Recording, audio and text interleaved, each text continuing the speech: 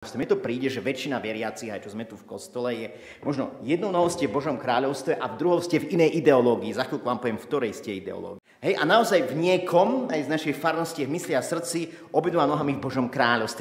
My naplňame ulice tým, čo myslíme a čo je v nás. Tým naplňame tie ulice, podniky, firmy, školy. Pre mňa prvá idea komunizmus, Boh je mŕtvy. Druhá idea liberalizmus, ja som Boh. Absolútne pre mňa ani jedna z mojej optiky viery je nepriateľná. Smer, komunisti, progresívne Slovensko, ťažký liberáli.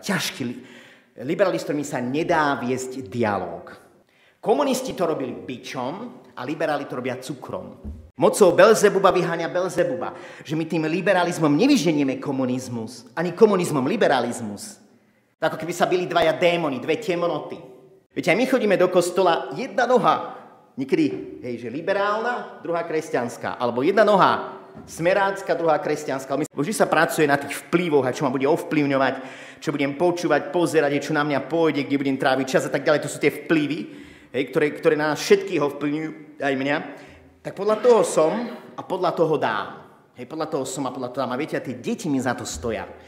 Ak ich neovplyvní ešte pár jedincov, možno kňaz, ktorý je zorientovaný, to budú ťažkí liberáli, 99,9%. Pani učiteľka zvýšila intenzitu vyučovania toho, že je Boh mŕtvy a toho, že je niečo Gustav Husák a že človek je z opice a toto, lebo som tam bol ja, kvôli mne to zvýšila, alebo vedela, že som rebel. No čo som ja bol 6-ročný rebel? Ja som len veril maminke a ockovi, ktorý mi hovorí, že to je zlé ten režim, no. Ja za to náboženstvo nedokážem ovplyvniť v tom progresívnom a postkomunistickom prostredí, lebo naša škola je, ako keby múry dýchali komunizmom a vnútar liberalizmom, ako by tieto dva prúdy sa tam bili.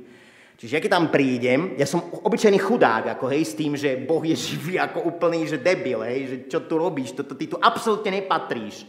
Lebo ak nebudú mať vplyv kňazi a ľudia, ktorí sú zorientovaní v tejto oblasti, naše deti zahynú v ťažkom liberalizme. Progresívne Slovensko 60% za 20 rokov, rozumiete, čo a kde, ako, to je fajn, dobre. Keď to nikomu sedí, OK, ono to vyzerá veľmi inteligentné, veľmi progresívne, veľmi veľmi moderné, veľmi konzumné, veľmi príjemné a hlavne, keď moja generácia žila v takom ako keby režime alebo niečo, tak to vyzerá veľmi ako keby oku lahodiace, aj duši mysli lahodiace, ale je to proste had. Stivý had. Komunizmus sa tiež tváral veľmi progresívne, ale bol to stivý had. Liberalizmus sa tiež tváral veľmi progresívne, ale je to lstivý had, ktorý nás tak raz vyzlečie do naha, že to ani nevidíme.